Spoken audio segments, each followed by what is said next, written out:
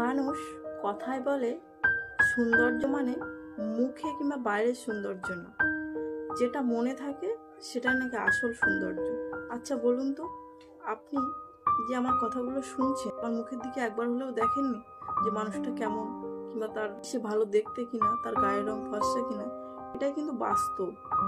মন থেকে আপনি যতই মানুষের ভালো করুন, কেউ তো দাম দেবে না।